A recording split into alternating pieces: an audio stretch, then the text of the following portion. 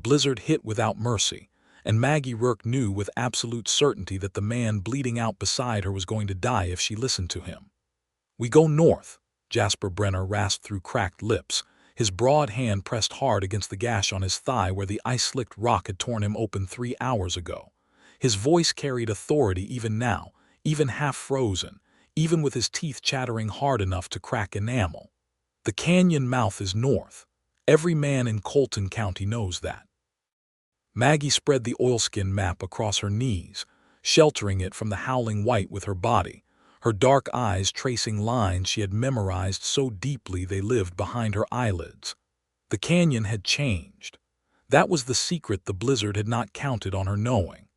The storm had sealed the northern passage with 12 feet of packed snow and falling ice 2 hours before they had even realized they were trapped. She had heard it, a sound like the earth swallowing itself whole, and she had recognized it for what it was because she had read every survey report, every geological notation, every hand-drawn elevation mark on this particular stretch of the Cimarron Ridge. "You go north," she said quietly, rolling the map with practiced efficiency and tucking it back inside her coat, close against the warmth of her skin, "and you walk into a wall of ice and stone that will not move until April, and you will be dead before you reach it." Jasper stared at her. The wind screamed between them like something alive and furious. His jaw was set in that infuriating way she had noticed from the first moment she had met him 6 days ago in the mud-churned streets of Ridge Rock Flats, that expression of a man who had survived too long by trusting only himself. "You don't know this territory," he said, and there it was, the hidden edge, the dismissal wrapped in frost. "You arrived 3 weeks ago." Maggie Rourke looked at Jasper Brenner with eyes that had never once in 28 years needed anyone's permission to be right. "I know every canyon, every ridge, every seasonal collapse point, every underground tributary in a 40-mile radius," she said. "I have been reading surveys and geological maps of this region since before you pinned that badge on your chest, Deputy. Now you can follow me, or you can go north and die alone. But I will not let you drag me into your grave because your pride is louder than your sense." That was how it began, not gently, not with warmth, but with the truth cracking like a gunshot between them in the frozen dark. To understand how Maggie Rourke and Jasper Brenner ended up alone in the teeth of the worst blizzard to hit Cimarron Ridge in 40 years, you had to go back to the beginning. You had to go back to a woman with a cartography case, a train platform, and a reputation that preceded her by 3 states. Maggie had come to Ridge Rock Flats, New Mexico Territory, in late October of 1882, hired by the Territorial Survey Office to complete the geological mapping of the Cimarron Ridge Canyon system. It was dangerous work, not because of outlaws or rattlesnakes, though both were abundant, but because the canyon system itself was a labyrinth that had swallowed experienced men whole. 3 government surveyors had gone in over the past 5 years and only 2 had come back, and those 2 had returned with their equipment lost and their nerve broken. The third man's name was Eli Marsh, and his disappearance was still officially listed as unknown, which was bureaucratic language for assumed dead. Maggie had not been the survey office's first choice. She had been their 5th. The first 4 had declined after reading the preliminary report. Maggie had read the same report and requested a copy of every failed survey attempt, every geological notation, and every hand-drawn sketch that existed of the Cimarron Ridge system. Then she had said yes without hesitation. She had been reading maps since she was 6 years old, when her father, a cartographer for the Union Pacific Railroad, had started letting her trace survey lines with her small fingers on winter evenings in their Chicago apartment. By the time she was 14, she was correcting his apprentice's work. By the time she was 22, she had published 2 papers on geological formation patterns in the Rocky Mountain Survey System papers, published under the initials M.A. Rourke, because journals did not often accept women's full names on the cover page. But the work was hers, every word and every notation. She had spent 4 years after her father's death completing survey contracts for railroad companies and territorial governments, always alone, always carrying her own equipment, always the only woman in the field. She was not naive about what people assumed when they saw her, a small, dark-haired woman with ink-stained fingers and a leather cartography case. They assumed she was a secretary, an assistant, someone's wife. They were always wrong, and she had long since stopped being angry about it and started simply being faster and more accurate than anyone around her. Ridge Flats received her with the usual mixture of skepticism and curiosity.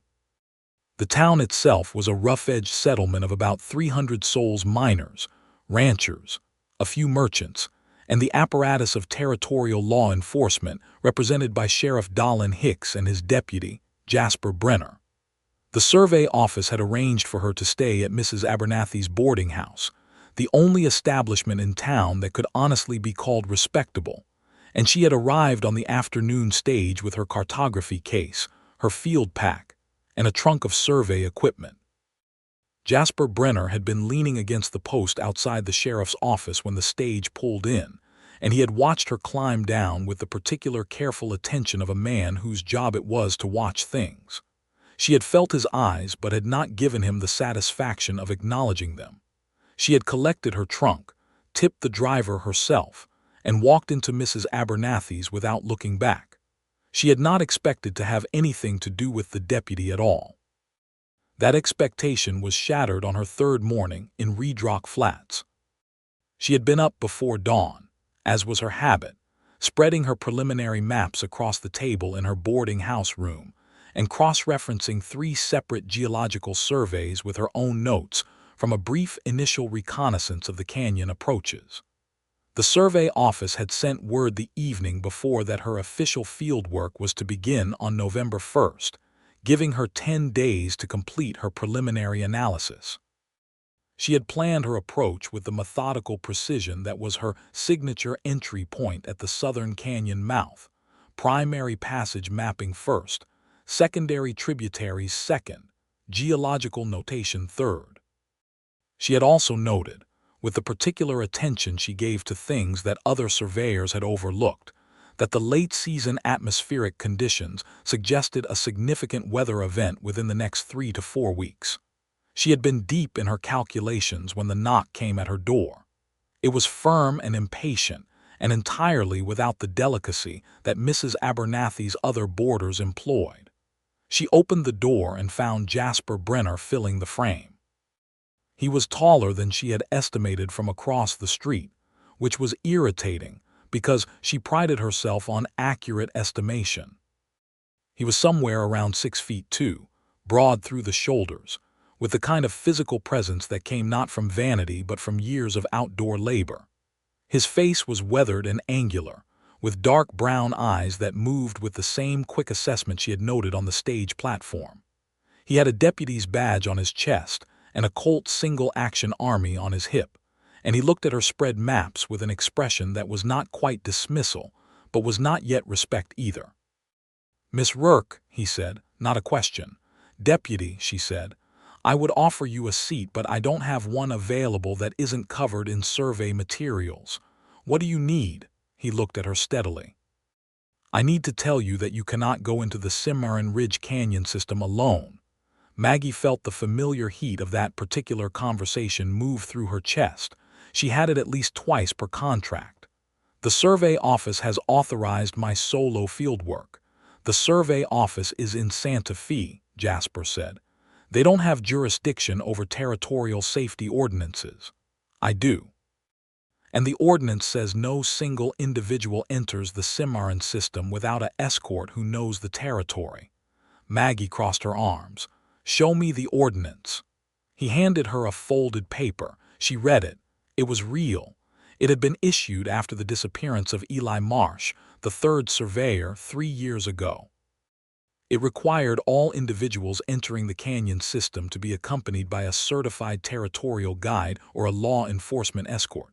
She set the paper down with controlled precision. "Are you offering to escort me, Deputy Brenner?" "I'm telling you the law," he said. "I'm aware of what you're telling me," she said. I'm asking if you're the one who will be accompanying me, or if there's someone else in Ridge Rock Flats who qualifies as a certified territorial guide." There was a pause. It was the pause of a man recalibrating. "There's one certified guide in town," he said. "Old Pete Navarro. He's got a broken leg from a horse accident last week." "Then I suppose that leaves you," Maggie said. She saw something flicker across his face. It was not quite annoyance. It was not quite amusement. It was some complicated mixture of both that she filed away for future reference. "I suppose it does," he said. That was how it started, not with warmth, not with ease, but with the truth of two very capable people who had just been handed an unavoidable problem in each other. The first day in the field established their dynamic with crystalline clarity. Jasper knew the territory the way any man knew ground he had ridden 100 times on horseback, by feel, by instinct, by the memory of landmarks and trail signs that experienced riders accumulated over years. He knew where the water sources were. He knew which rock formations were stable and which were treacherous. He knew the routes that local men used, the seasonal pastures, the abandoned mining claims, the places where trouble had historically gathered like weather. What he did not know, and what became apparent within the first 2 hours of their work together, was the language of the land itself, the geological story that the rock and earth told to those who knew how to read it. He watched Maggie move through the canyon approaches with a focused silence that he had expected to find annoying, and instead found himself respecting against his will. She stopped at intervals that seemed random but were clearly not, pressing her fingers to exposed rock faces, reading the layered sediment with the same ease that he read a wanted notice. She made notations in a small leather journal with a speed and precision that left him no room to question. "The northern passage has a secondary collapse point," she told him on the first afternoon, pointing to a section of canyon wall that looked, to his eyes, exactly like every other section of canyon wall. "See how the sediment layers angle down toward the left here?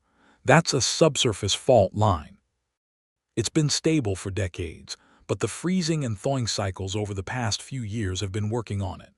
Given the current atmospheric pressure and the temperature drop I've measured over the past 72 hours, I'd estimate there's a 30 to 40% chance of a partial collapse within the next 3 to 4 weeks. Jasper looked at the rock face. He looked at her. "You can tell all that from looking at the rocks." "And from the survey data and from my own measurements," she said, and went back to writing. He was quiet for a moment. "The old-timers around here say the northern passage gets dangerous in winter." "They're right," she said. "But they don't know precisely why or precisely when. I do." He had not doubted her after that, not about the geology, not about the maps. He had accepted with the pragmatic realism that was his dominant quality that Maggie Rourke knew things he did not know, and that in this particular territory those things mattered. What he had not accepted, and this was the source of the tension that ran between them like a wire under too much load, was her insistence on working without any concession to the physical realities of the frontier. She carried her own equipment without complaint, and it was heavy. She set up her own camp, built her own fire, prepared her own food from supplies she had organized with impressive efficiency. She refused every offer of assistance with a quiet firmness that he recognized as principled rather than prideful. He respected the principle. He found the practice maddening.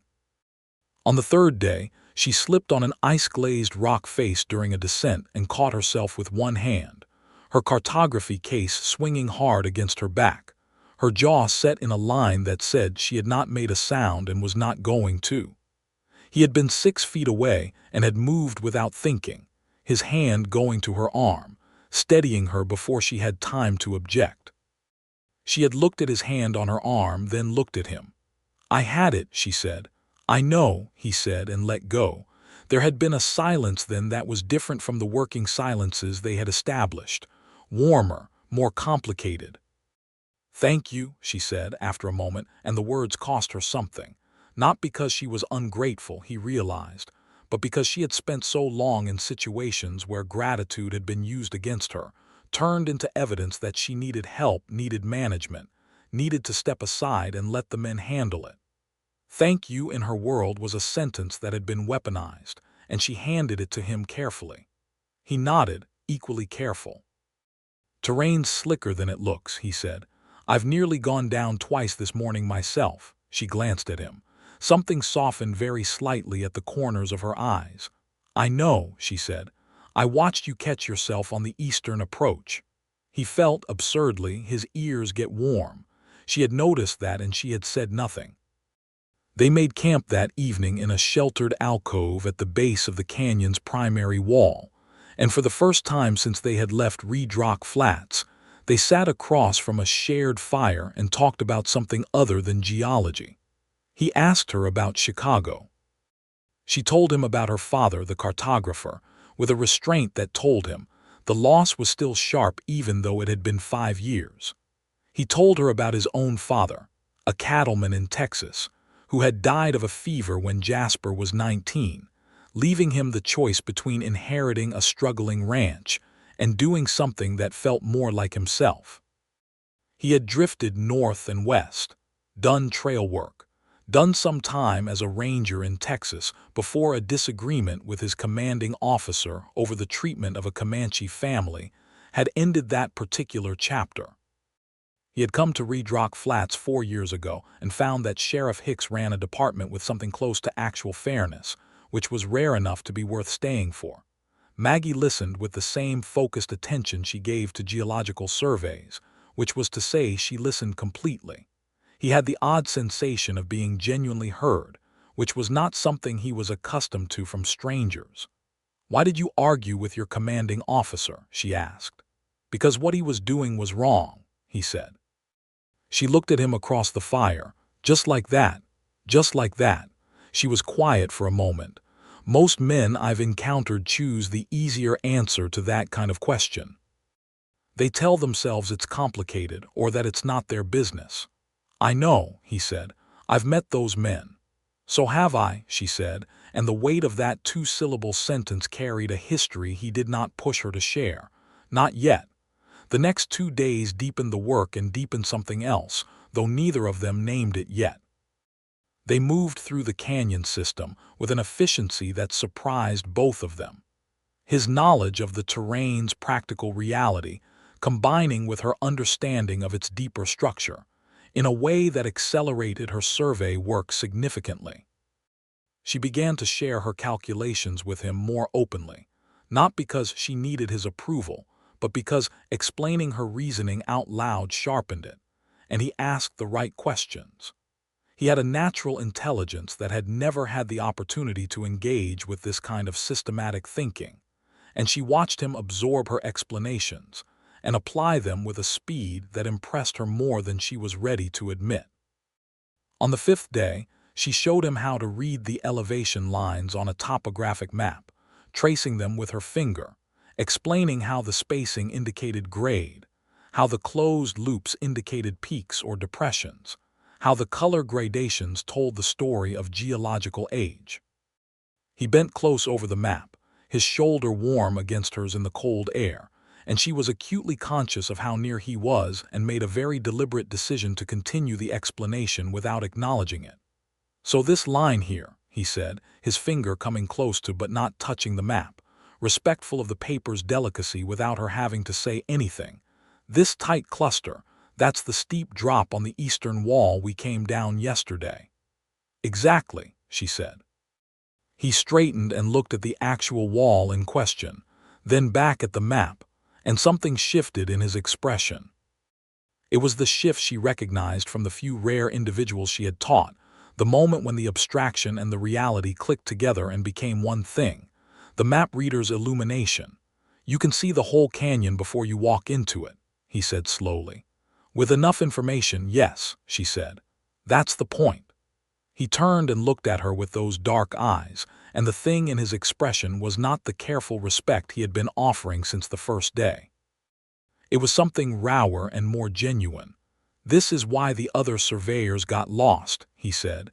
They were reading landmarks. You're reading the land itself. She felt that land in her chest like something physical. Yes, she said, and her voice was quieter than she intended it to be. He held her gaze for 2 full seconds longer than was professionally necessary, then looked back at the canyon wall with the careful discipline of a man who had just noticed that he was standing too close to the edge of something and was choosing, for now, to step back. On the morning of the 6th day, the weather turned. Maggie had been monitoring the atmospheric pressure with the small aneroid barometer she carried in her field pack, a precision instrument that most people in the territory had never seen, and which she checked every 4 hours with religious regularity. The pressure had been dropping steadily for the past 36 hours. She had noted it. She had recalculated her timeline. She had said at breakfast that morning, "We need to begin our return route by midday. The weather event I predicted is arriving ahead of schedule." Jasper had looked at the sky. It was gray and flat and cold, but there was no particular drama to it. "How far ahead of schedule?" "Perhaps a week," she said. "The pressure drop is more severe than the historical pattern suggested." He trusted her. That was the important thing. After 5 days, he trusted her professional judgment the way he trusted his own field instincts.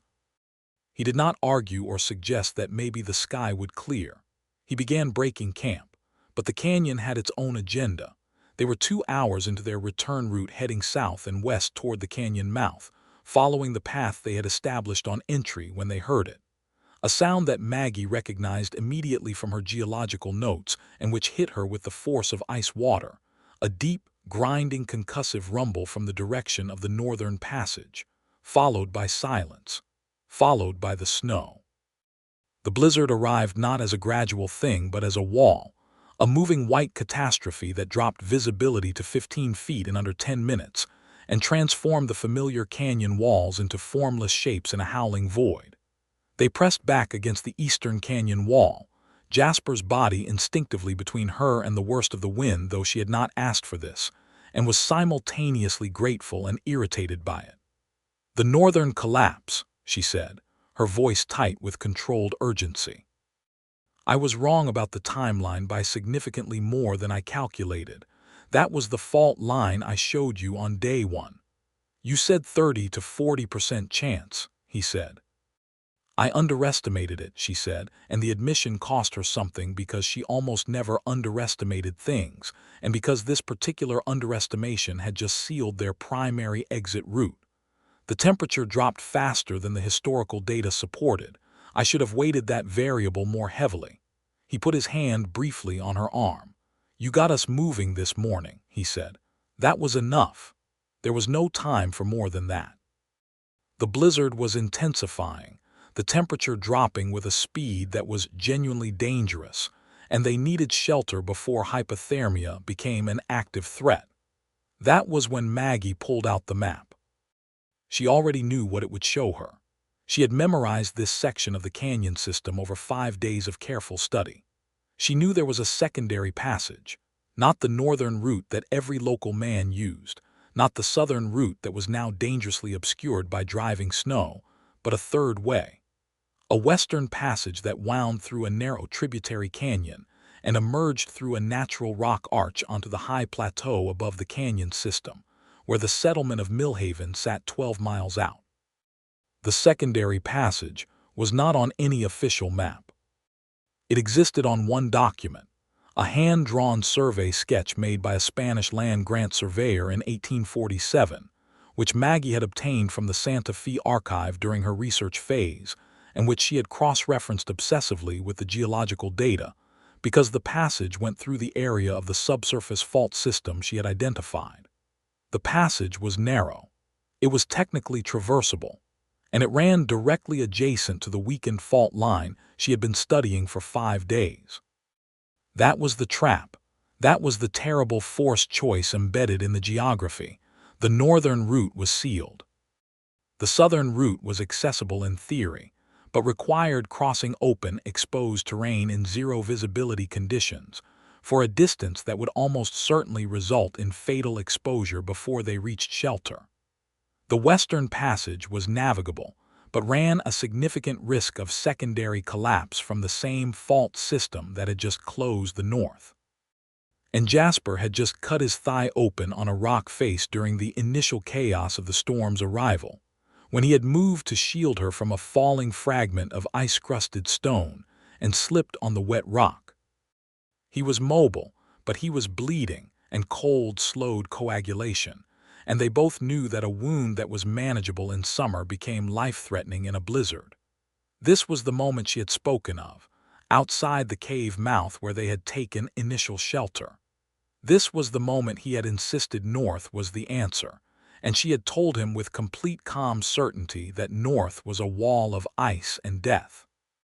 And now she was unrolling her map again in the shelter of the cave, her fingers steady despite the cold, tracing the Western Passage with the authority of a woman who had read this ground so completely it was part of her.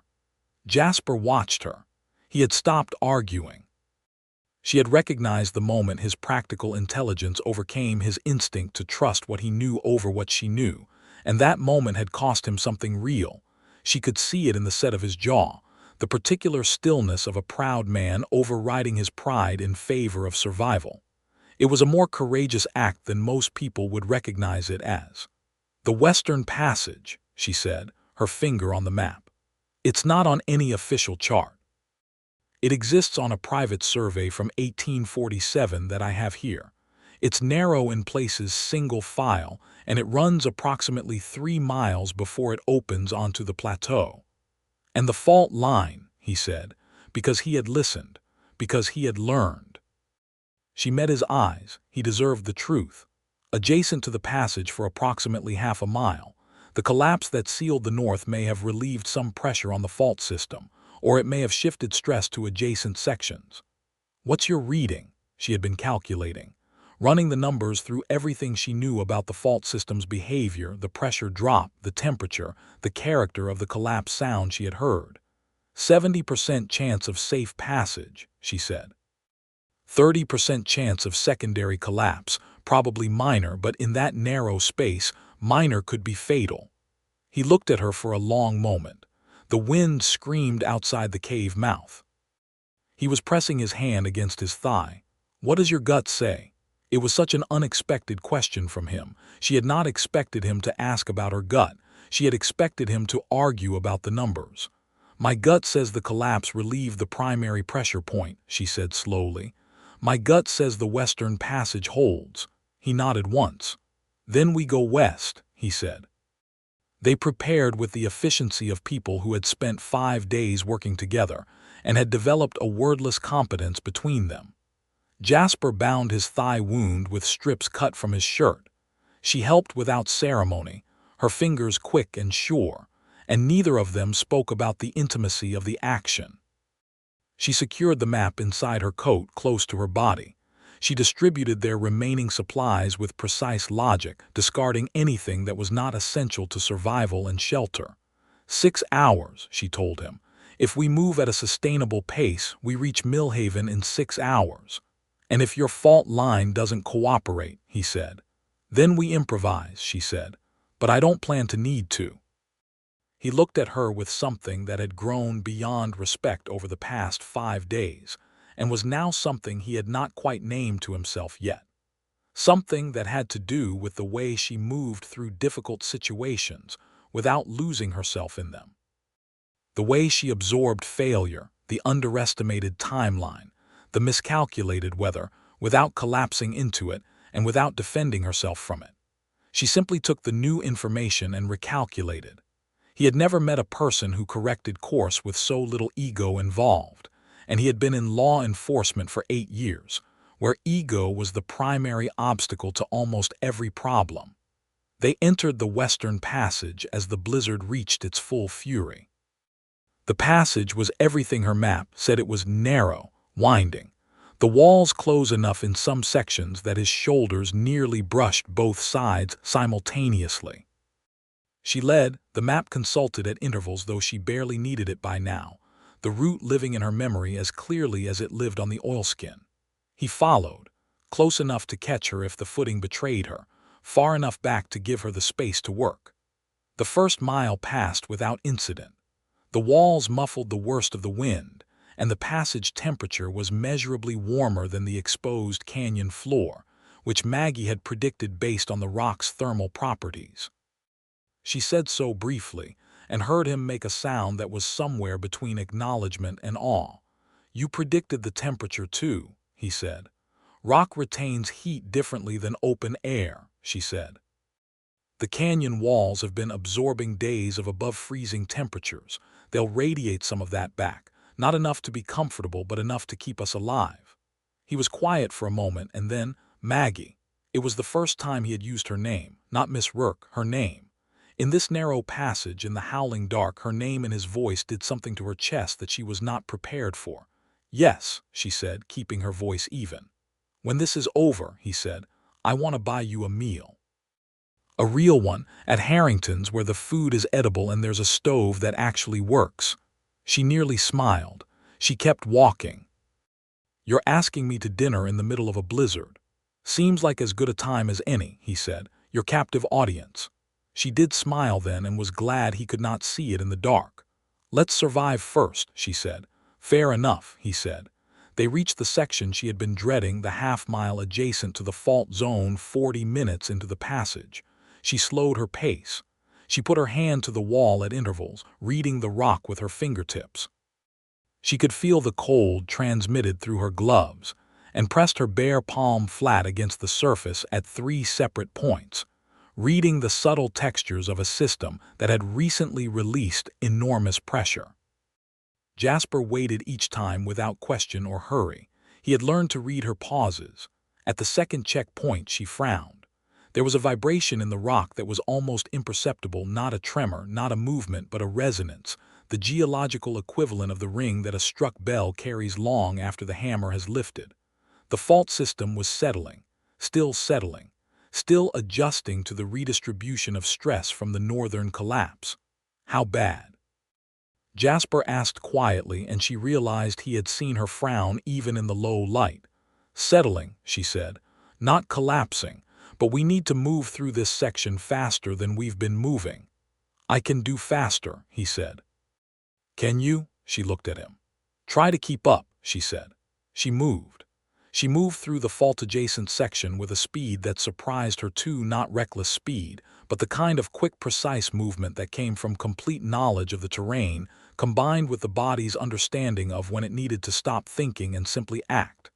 She counted her steps against the map she carried in her mind, knowing exactly where the passage widened, where it dipped, where the footing was reliable, and where it was not. He kept pace. That surprised her. He was injured. He was bleeding. The cold had to be getting into that wound in ways that were deeply unpleasant, and he kept pace without complaint, and without losing the careful footwork that the terrain demanded. She made note of this in the part of her mind that was always making notes. They were 100 yards from the end of the fault-adjacent section when the wall to their left shifted. It was not a collapse. It was a single sharp cracking sound, followed by a rain of small stones and ice from the passage ceiling, followed by a silence that lasted exactly long enough for both of them to hold their breath. Then nothing more. Maggie exhaled slowly. "Move," she said, and they covered the remaining 100 yards in a near run, emerging into the wider section of the passage beyond the fault zone as another small shower of stones fell behind them. Jasper grabbed the passage wall with one hand and bent forward, catching his breath. She turned to look at him and saw that the cold had leached most of the color from his face, and there was a dark stain spreading down his trouser leg that the movement had worsened. "Your leg," she said. "I know," he said. "I can make it." "I know you can," she said. "That's not what I said." She moved to him, and without asking permission she knelt and re-examined the wound by the limited light of the passage. It was a deep laceration across the outer thigh, not arterial. The blood was too dark and too steady for that, but it was significant, and it needed proper treatment that they did not have out here. She resecured the binding, pulling it tight with a firmness that made him exhale sharply through his nose but did not make him make any other sound. "4 months ago I watched a man die from a wound like this," she said quietly as she worked. He didn't die from the wound. He died from infection that set in because no one cleaned it properly in the field. Cheerful, he said. When we stop next, we clean it with the alcohol in my pack, she said. You have alcohol in your pack, he said. I have a small flask of medicinal alcohol for sterilizing survey instruments, she said. It will serve. That's going to sting like hellfire, he said. Yes, she said. You'll survive it. He looked down at her as she finished the binding, and in the cold and the dark he said something that he might not have said in warmer, easier circumstances. You prepared for everything, didn't you? She looked up at him. The statement landed differently than he might have intended it. It landed in the place where she kept the things that had cost her the most, the years of people assuming she was unprepared, underprepared, not prepared enough, always requiring more oversight, more guidance, more management. The years of being precisely prepared and having that preparation questioned anyway. I try to, she said. He held her gaze. You do, he said, and there was no qualification in it, no reservation, no polite concession. It was a statement of observable fact delivered by a man who respected observable facts. You do, Maggie. She stood up. She was very aware of how close they were in the narrow passage, the warmth of him in the cold, the solid reality of a person who had just spent 3 hours following her through a geological labyrinth because she had asked him to. Harrington's, she said. What? When this is over, she said. Harrington's, yes. She watched something open in his face, not triumphant, nothing as simple as that, something quieter and more real. Yes, he said. They walked the remaining 1.5 miles to the rock arch with the steadiness of two people who have survived something difficult together and have not yet processed it. The storm still raged above and around them, but the passage protected them from its worst, and when they finally emerged through the narrow rock arch onto the high plateau, the wind hit them like a physical blow. But the plateau was navigable, and Maggie knew exactly where they were. She pulled the map, squinting against the driving snow, and oriented herself with a precision that would have been impossible for someone who had not memorized every elevation line. 12 miles, she said, raising her voice over the wind. South-southeast. There's a ranch at the 8-mile mark, the Hennessy spread. We can take shelter there. Jasper came close beside her, reading over her shoulder. His hand came around her, not grabbing but steady, blocking the wind from the map so she could read it. She let him. It was practical. It was also warm against the cold in a way that had nothing to do with temperature.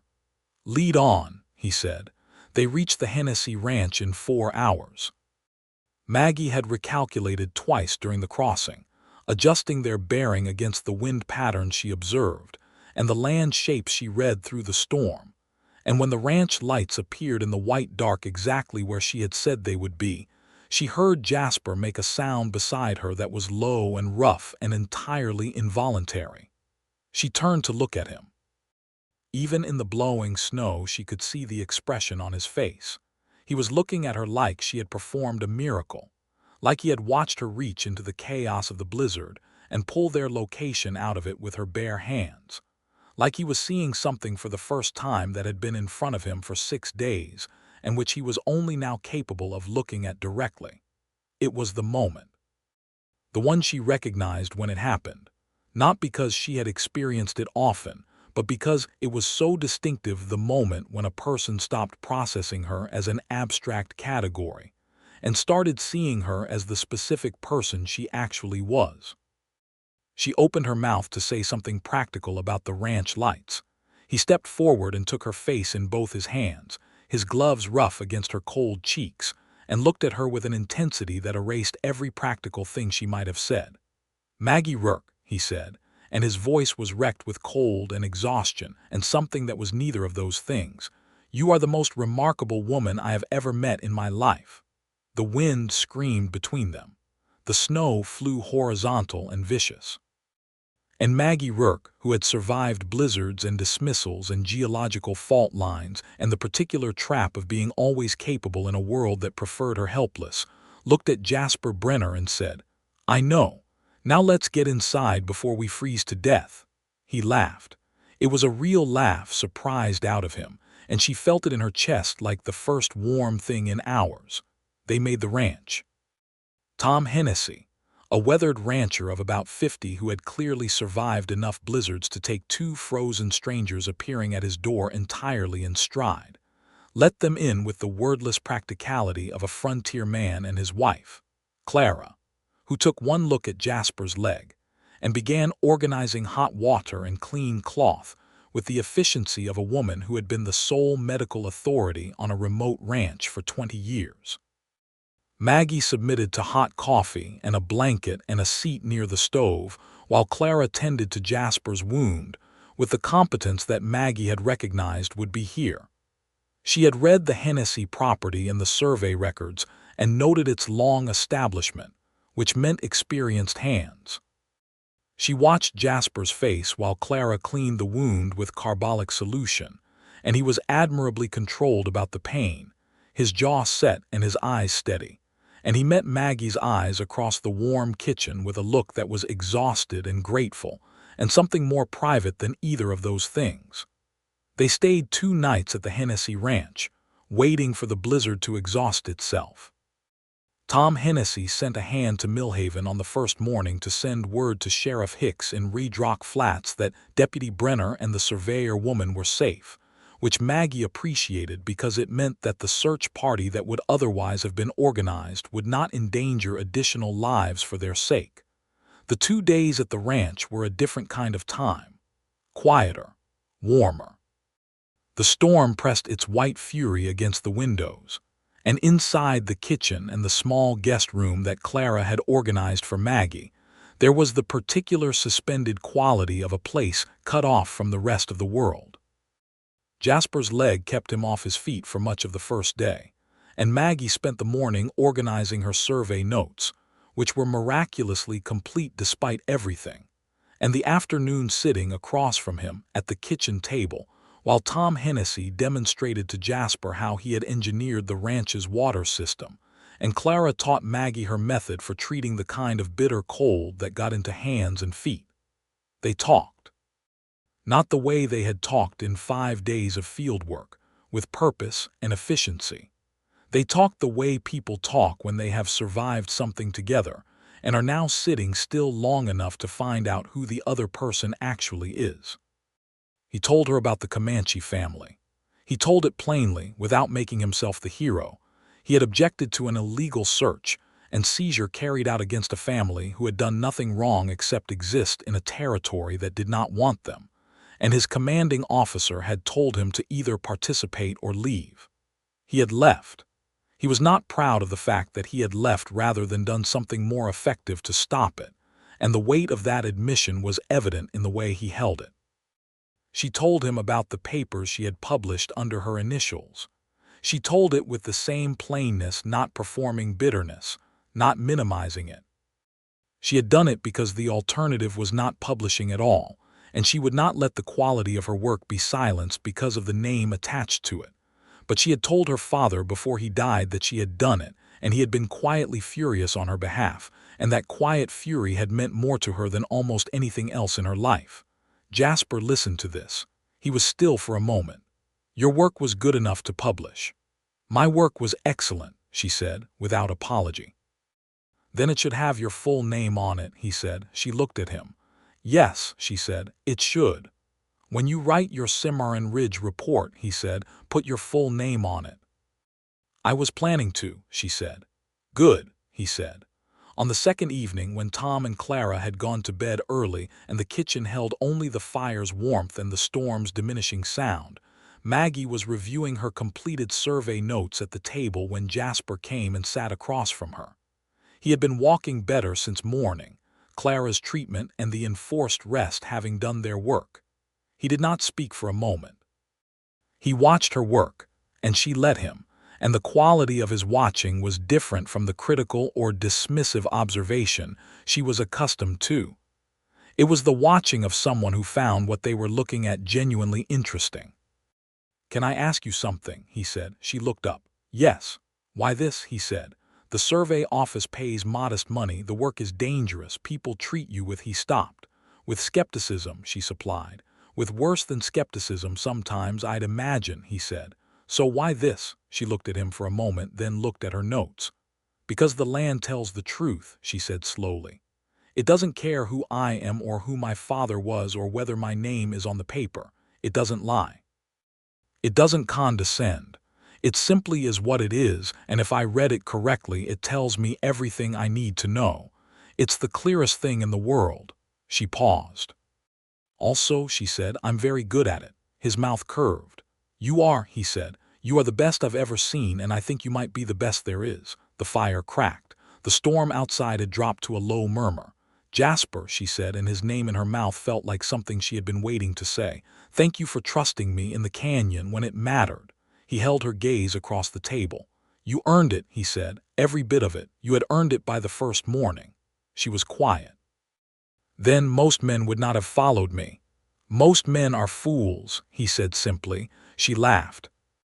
It was a real laugh, surprised out of her, and he looked at her as though the sound of it had done something to his chest that he was choosing not to hide. He reached across the table and covered her hand with his. It was not a demanding gesture, nothing that required anything of her, just the warm, steady presence of a hand over hers, an offer she could accept or decline without consequence. She turned her hand over under his and folded her fingers through his. The storm finished its work during the night, and by morning the plateau was still and white and brilliant under a sky that had been scoured clean by its own fury.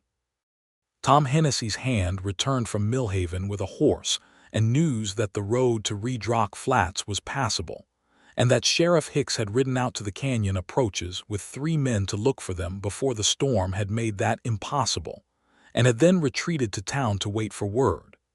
Jasper sent back a message with Hennessy's hand brief and practical, reporting their status and location and estimated return time. Maggie added a note to the survey office's Ridge Rock Flats contact, reporting the completion of her field survey and the collapse of the Northern Passage, which was significant enough to require an amended official record. They made the ride back to Ridge Rock Flats the following morning, Tom Hennessy lending them a horse each, the land around them transformed by the storm into something spectacular, the canyon country white and blue and vast under the winter sun, the ridgelines cutting clean against a sky the color of cold water. Maggie rode beside Jasper and watched the landscape she had spent 6 days mapping move past them, familiar and newly beautiful. She thought about the 30% chance she had given the Western Passage. She thought about the fault lines settling resonance under her palm. She thought about Jasper's voice saying her name in the dark of that narrow canyon. You're calculating something, he said. She glanced at him. How do you know? The way you look when you're working, he said. Your eyes go somewhere, not away, further in. She was quiet for a moment, startled by the accuracy of this, by the fact that he had noticed it and named it precisely. I was thinking about the 30%, she said. He was quiet. And I'm glad I was right, she said. But I'm thinking about what would have changed in my calculations if we had been delayed by another hour, whether the fault line would still have held. He considered this with the seriousness it deserved. And I think it would have, she said. But I'm less certain than I was about the first pass through. Less certain, he said, or you're revising your estimate with new data. She looked at him. 6 days ago he had not known what a fault line was, geologically speaking. 5 days ago he had not known how to read elevation lines. And here he was using the exact right framing for the kind of probabilistic recalculation she was doing. Both, she said, and I want to account for that more accurately in my report. You'll get it right, he said. I know, she said. They rode the rest of the way to Ridge Rock Flats in a companionable silence that had none of the tense wariness of the first day and all of the ease of people who had gotten past each other's walls without making a project of it. Sheriff Hicks met them at the edge of town. He was a solid man of about 50, with the look of someone who had spent most of his career in the field and the rest of it managing people in the field, and he shook Jasper's hand with visible relief and then looked at Maggie with an assessment that was professional rather than dismissive, which was his usual quality. Miss Rourke, he said. Your survey office contact has been asking after you since the storm broke. I sent word from the Hennessy spread, she said. The survey is complete. I'll have my preliminary report ready within the week. Hicks looked at her for a moment. You completed the survey, he said. Yes, she said. He looked at Jasper. Every note, every measurement, Jasper said. In the middle of a blizzard through a passage that isn't on any official map with a fault line collapsing about 50 yards behind us. A pause. She got us out, Dolan. She got us both out. Something moved in the sheriff's face that was not quite easy to categorize: surprise, respect, a recalibration of some previously held assumption. Then we owe you a considerable debt, Miss Rourke, he said. The survey office owes me my contract fee, she said. The debt I'll accept is Harrington's. Your deputy made me a promise. Hicks looked between them with the expression of a man who was updating his assessment of the situation. Did he said. Jasper's mouth curved at the corner. I did, he said. She let herself be looked at by both of them without adjusting herself to fit whatever they were seeing. She had never been any good at making herself smaller, and she had long since stopped trying. The week that followed was the most unexpected week of Maggie Rourke's professional life, and possibly of her personal life as well, though she was proceeding with the careful methodology she applied to all significant things. She completed her Cimarron Ridge survey report in 4 days. She wrote it under her full name, Margaret Alice Rourke, and she included a supplemental section documenting the Northern Passage collapse, the geological mechanism of the subsurface fault system, and a recommendation for official mapping of the Western Passage that had served as their emergency egress. She sent the report to the survey office in Santa Fe with a covering letter that was factually restrained and professionally confident. The survey office's response arrived within 10 days, which was fast, and it contained a request for her to present her findings in person at the January conference in Santa Fe, which was the kind of invitation that was not extended to surveyors whose work was considered merely adequate. She showed Jasper the letter at Harrington's, which had become their regular evening arrangement over the course of the week. He read it with the focused attention he gave to written documents of importance and looked up at her with a smile that was quietly proud in a way she had not quite expected from anyone. January, he said. That's 6 weeks. Yes, she said. And after the conference, she looked at him across the table. This was the conversation she had been aware of approaching since they had ridden back from the Hennessy ranch. The conversation that lived underneath the dinners at Harrington's, and the evening walks along Redrock Flat's one paved street, and the hours spent at her boarding house table, where he had taken to coming in the evenings to read while she worked, which was something she had never allowed before, and which she had allowed without quite deciding to. I have another contract offer, she said. The survey office wants me for the spring survey season in Colorado Territory. He nodded once. His face was careful and still. And I have not yet decided whether to accept, she said. He looked at her, she looked back. The lamp on the table between them was warm and steady. What would keep you from accepting? He asked. She held his gaze. That is the question I am currently working through, she said. I apply the same methodology to important decisions that I apply to geological surveys. I gather data. I consider the variables. I assess the probabilities. And what are the variables? He said. She was quiet for a moment. A man who followed me through a blizzard without questioning my direction, she said. A man who calls me by my name and asks what my gut says. A man who reads while I work without needing me to stop working. These are significant variables. Jasper reached across the table. His hand covered hers the same way it had at the Hennessy ranch, the same unhurried certainty, and she turned her hand over and folded her fingers through his the same way she had that night. There's no work that matters more to me than this territory, he said. But if the territory doesn't need me specifically, I can find work elsewhere. I've held a badge in 2 territories and I can hold one in a 3rd.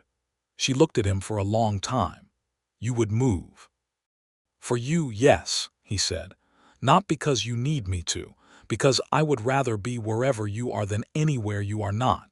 She had been prepared for many things in her adult life. She had not been particularly prepared for that, said without drama or ceremony or expectation, as simply as a geological notation. "I need time," she said. "I know," he said. "I'll be here." She went to Santa Fe in January and presented her findings to the survey office conference with the kind of organized clarity that she had been told by the conference chairman afterward was the most professionally rigorous presentation he had received in 11 years of running the event. She published her supplemental findings in the Territorial Geological Record, under her full name, Margaret Alice Rourke, and the paper on the Cimarron Ridge fault system, and the uncharted Western Passage was referenced in 4 subsequent survey reports within the year. She also thought, through all of it, about Jasper Brenner, about the way he had said her name in the dark of the canyon, about the way he had said "I'll be here," as though it were the simplest and most permanent thing. She returned to Riedrock Flats in late January, having sent him no letter during the 3 weeks she was gone. She had said she needed time, and she had taken it honestly rather than filling it with correspondence that would have been a substitute for the thing itself. He was waiting on the platform when the stage came in, not ostentatiously. He was leaning against the post outside the sheriff's office, the same post he had been leaning against the first day she had arrived, and he watched her step down from the stage with the same careful attention, and the difference between that first day and this one was the whole history of everything in between. She walked across the street. He straightened. She stopped in front of him. "Colorado Territory's spring survey season starts in March," she said. He looked at her steadily. "I declined the contract," she said. Something moved in his face. He did not reach for her yet. He waited, because he was a man who understood the importance of letting a person finish what they were saying. "I accepted a contract with the New Mexico Territorial Survey Commission for a 3-year comprehensive mapping project," she said. "Based in Riedrock Flats. It's a significant body of work and they've agreed to full credit, full name, full professional recognition." A pause. "I also negotiated a research allowance that includes a surveyor's office space, which I'll need to fit out." "Riedrock Flats," he said. "Yes," she said. He crossed the space between them and put both hands on her face the way he had in the blizzard, and there was nothing of the raw, desperate quality of that moment. This was careful and warm and completely deliberate, and he kissed her in the middle of Riedrock Flats Main Street in the January cold, with the stage driver watching from 3 yards away, and Mrs. Abernathy visible through the boarding house window, and Sheriff Hicks undoubtedly observing from the office interior. She kissed him back with the same deliberateness, her hands finding the front of his coat, and the cold was entirely irrelevant. When he lifted his head, he was looking at her with that expression she had first seen on the plateau, lit by the blizzard's aftermath, the expression of someone seeing clearly for the first time. "Maggie," he said. "Yes," she said. "I'd like to ask you properly," he said. "Over dinner, not on the street." "Ask me what?" she said, though she knew precisely what. "If you'll marry me," he said, "when you're ready, on your timeline. With full acknowledgement that your name will always be your own, and your work will always be your own, and I am asking to be the man who is fortunate enough to share your life, not to manage it." She looked at him for a long moment. She thought about the geological survey she had made of him over these past weeks, the careful mapping of who he was under the badge and the competence and the frontier-hardened exterior. The man who argued with his commanding officer over an injustice because it was simply wrong. The man who followed her through a collapsing canyon without question. The man who read quietly while she worked and called it a pleasant evening. "Yes," she said. They were married in April of 1883, in the small church in Riedrock Flats, with Sheriff Hicks standing for Jasper and Clara Hennessy, who had made the 2-day ride for the occasion, standing for Maggie. The ceremony was performed by the town's minister and witnessed by most of the town, including Mrs. Abernathy, who wept with the comfortable ease of a woman who considered herself personally responsible for romantic outcomes at her establishment. Maggie wore a dress that was dark blue rather than white. She had never been a white dress kind of woman, and carried no flowers, because flowers seemed impractical for a woman whose hands were more accustomed to survey instruments. Jasper wore a clean suit that she suspected he had ordered specifically for the occasion, which moved her more than flowers would have. He held her hand through the ceremony with the same steady certainty he applied to everything, not tight, not possessive, simply present and warm and real. They set up housekeeping in a modest but solid house on the western edge of Redrock Flats, where Maggie had negotiated for a back room large enough to serve as her surveyor's office.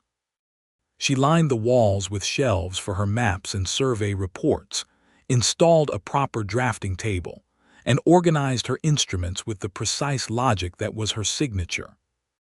Jasper had a small shelf near the door where his reading materials accumulated: law reports, territorial ordinances, the occasional novel, and he kept his boots outside the office door because the mud from the frontier roads was not compatible with the delicate survey paper she worked on. These small domestic negotiations were conducted with the same practical directness that characterized everything between them, and they worked because both of them were people who said what they meant and meant what they said. Her 3-year survey contract produced what the commission's chairman later described as the most comprehensive and accurate geographical mapping of the New Mexico Territory's Central Canyon systems ever produced. The work was cited in railroad planning documents, water rights negotiations, and territorial land grant disputes. It appeared in the Territorial Geological Record in 4 separate publications. All 4 were credited to Margaret Alice Rourke, whose name appeared in full, clearly, at the top of each page. She also sent an amended record to the survey office in Santa Fe regarding the Cimarron Ridge Western Passage, which was officially mapped and entered into the Territorial Survey Record for the first time.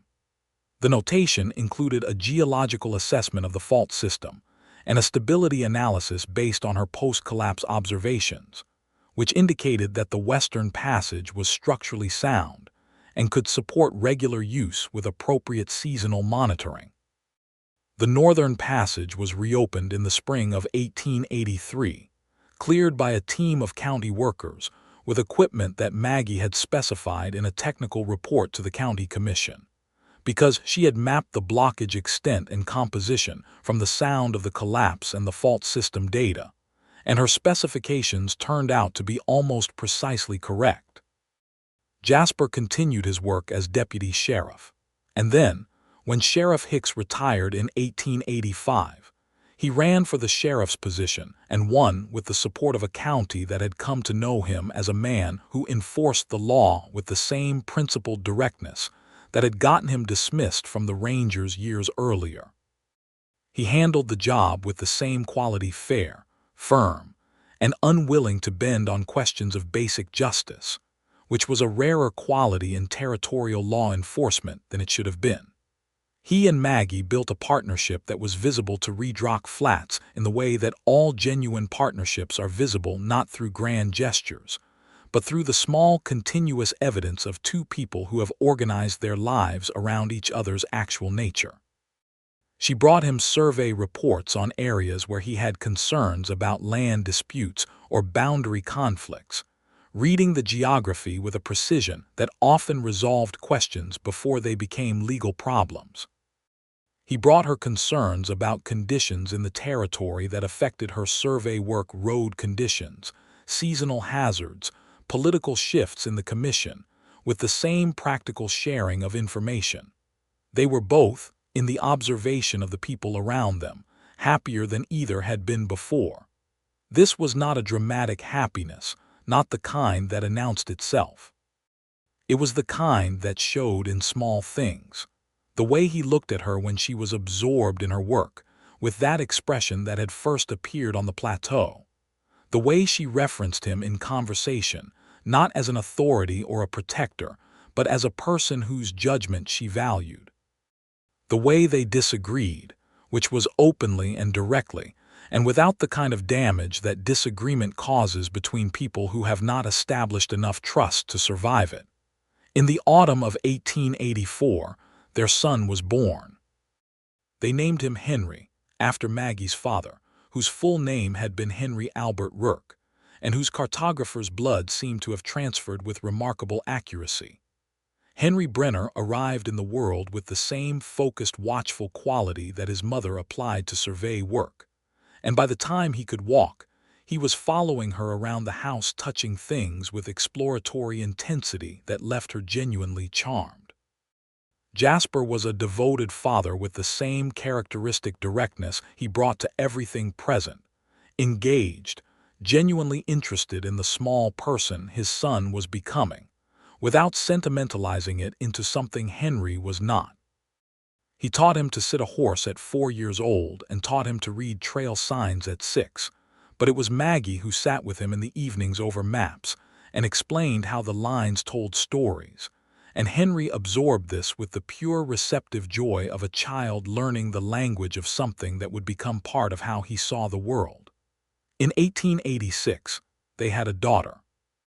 Her name was Clara, after Clara Hennessy, who had tended Jasper's wound in the blizzard's aftermath and who had ridden 2 days to stand for Maggie at the wedding, and who had become, in the years between, something like family. Clara Brenner arrived with her mother's dark eyes and her father's stubborn jaw, and a personality that was apparent from approximately the first month of her life, and which suggested that Ridge Rock Flats would find her a formidable quantity in due course. Maggie completed her 3-year contract with the Commission in 1886 and spent 6 months writing the comprehensive report that synthesized the entire body of work into a single reference document. She submitted it to the Territorial Survey Commission in November of that year, and the Commission's chairman, in his formal acknowledgement letter, described it as the definitive geographical survey of the region that would serve as the foundational reference for the next generation of territorial planning. She showed the letter to Jasper across the dinner table, on a November evening not entirely unlike the October evening on which she had arrived in Ridge Rock Flats with her cartography case and her trunk of survey equipment, and her intention to have nothing to do with the deputy who leaned against posts outside the sheriff's office. He read it. He looked up at her. "Definitive," he said. "That's what it says," she said. "Are you surprised?" he said. She thought about it honestly. "No," she said. "I'm satisfied. There's a difference." He reached across the dinner table and covered her hand with his, the same gesture that had started in a blizzard-battered farmhouse kitchen and had continued through 3 years of marriage and 2 children and the whole complicated, beautiful business of building a life together. "I'm proud of you," he said. "Every day, not just for the work, for all of it." She looked at him, this man who had followed her through a geological labyrinth because she asked him to, who had let her lead without making it mean anything about himself, who had said yes when she turned her hand over in his and folded her fingers through his without knowing exactly where it would take either of them. "I know," she said, and the 2 words carried the warmth of everything she had not known how to say easily until she had found someone who understood the language she spoke in.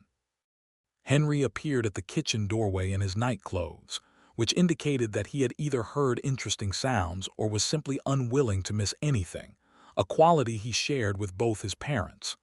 "Mama," he said, with the focused directness of a 6-year-old who had identified a parental distraction and was prepared to address it, "you said you would show me the elevation lines on the Colorado survey map tonight." Maggie looked at her son. She looked at Jasper. Jasper was looking at Henry with the expression of a man whose pride in his children was a steady, constant thing that he wore as easily as his badge. "Get the map," she said, and Henry disappeared back toward the study with a speed that suggested he had anticipated this answer and had the map ready. She stood and looked at Jasper, who stood with her, and the lamplight in the kitchen of their house in Ridge Rock Flats was warm and steady and real. "The canyon," she said. "Do you ever think about it?" "The blizzard," he said. "All of it," she said. "The fault line, the 30%. The moment I told you north was a wall of ice." He looked at her with that expression, the plateau expression, the one that had first appeared when she had found them through the blizzard and which had not gone away in 4 years. I think about it more than you might expect, he said. I think about how I was going to go north. I think about what would have happened if you had let me. She was quiet. And I think about the Western Passage, he said, about following you through 30% odds in the dark, and that the 30% never came, a pause. And I think that I would do it again, in any blizzard, in any canyon. Even if the 30% came, she said. Even then, he said. Because the alternative is going north without you, and that is not a direction I am interested in. Henry called from the study, with the firm insistence of a child who had organized his materials and was ready to begin. Maggie held Jasper's gaze for one more moment, and in it was everything, the canyon and the cold and the map read by lamplight and the hand folded over hers and the blue dress and the April wedding and Henry's watchful eyes and Clara's determined jaw and the survey report with her full name on the cover page, all of it, compressed into the space between two people who have genuinely found each other. She squeezed his hand. He squeezed back. "Come on," she said. "Our son is going to teach himself elevation lines if we don't get in there. God help the Territorial Commission," he said. She laughed, and he followed her down the hall toward the lamplight and the maps and their son, and the life they had built together from the wreckage of a blizzard and a 30% chance, and two people who were not afraid of either. The Western Passage was officially designated on the 1887 Territorial Survey map as the Rourke Passage, after some negotiation between the Survey Commission and the Commission's chairman, who had initially proposed a more bureaucratic title. The geographical designation was Maggie's alone, not because Jasper had not been present, but because she had read the way through and led them both out, and the land remembered accurately. Jasper, when he saw the name on the official map, said nothing. He went and found Maggie in her office where she was annotating a new survey for the Northern Ridge, and he stood in the doorway and looked at her until she looked up. She saw his face. She saw what was in it. "It was your passage," he said. "It was ours," she said, "but I was carrying the map." "You were always carrying the map," he said. She set down her pen. "Jasper." "Yes." "Come in," she said. "Close the door." "The children are with Mrs. Abernathy." He came in. He closed the door. And in the surveyor's office, with its walls of maps and its shelves of instruments and the drafting table covered in notations that told the story of the land in the language only she could read fluently, he crossed to where she was sitting, and she stood to meet him. Outside, the New Mexico territory stretched for miles in every direction. The canyon country and the ridgelines and the high plateaus, mapped now and named, the hidden passage known and documented, the fault lines recorded, the land story told truly for the first time by the woman who had listened to it most carefully. And inside, in the warmth and the lamplight, Maggie Rourke held the man she loved and knew that this too was a kind of mapping, the finding of a person completely, the reading of them accurately, the navigation of the territory between two people who had earned each other through the particular honesty of a blizzard in the dark. Some passages, she thought, you could only read once you were already inside them. And some, once you had found your way through, you would never need a map for again. She knew exactly where she was. She was exactly where she meant to be.